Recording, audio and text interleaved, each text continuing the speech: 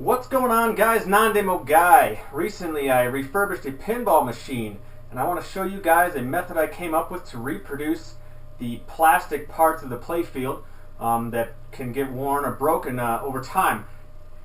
So check out the video if you're into pinball machines or into restoring pinball machines or anything that has these types of screened images on clear plastic.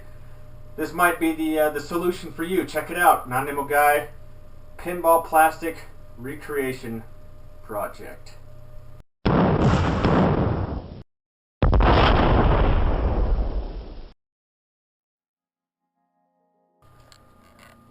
After removing all plastics to be recreated, we will place them face down on a piece of polycarbonate and trace around each one with a ballpoint pen.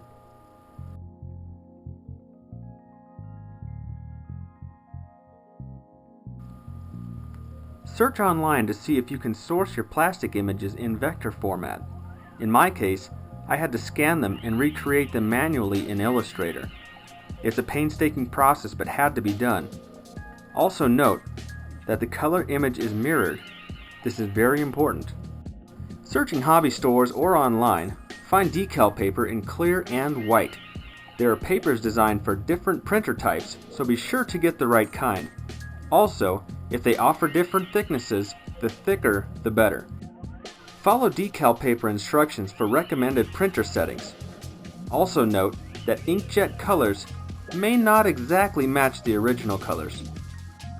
I also created a normal facing white layer. These will be applied behind the color decals on the recreation plastics.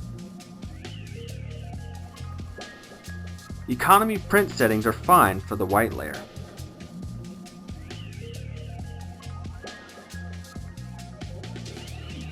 Next, we need to use an acrylic clear spray in several light layers over our decal papers. It's important that the first two coats are quite light to keep the inkjet colors from running. The last coat or two can be heavier to make sure that the paper is fully coated. If the paper isn't fully sealed, the colors may run when soaked in the water.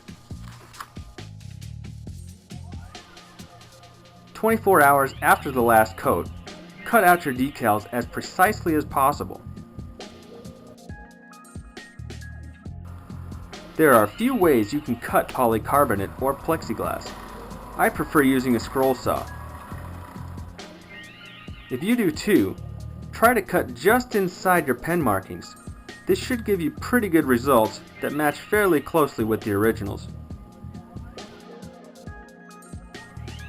Here I test the size of my plastics against a new old stock part. Close enough for me.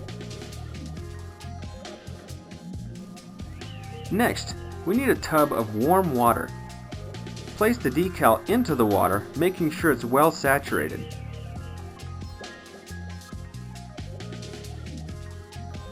When you see the edge of the decal pulling away from the edge of the paper, it's ready to apply.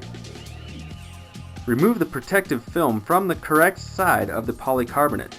Optionally, this can be done submerged in the tub of water. Carefully slide the decal into place, being careful not to rip. The thicker decal paper is less likely to tear. Try to get as much water out from behind the decal as possible.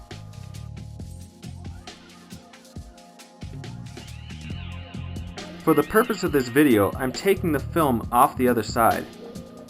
Now you can see why our original image was mirrored, since it is facing correctly when viewed through the plastic. The colors will seem faded until we place the white decal layer.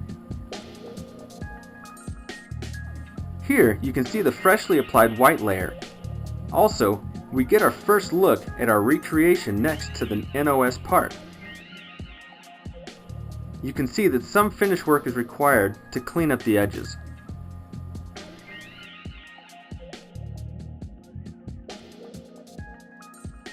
After letting your new part sufficiently dry, spray a few coats of clear to seal the decals. They should have a smooth, glassy look. Here is one of our recreations before drilling the holes.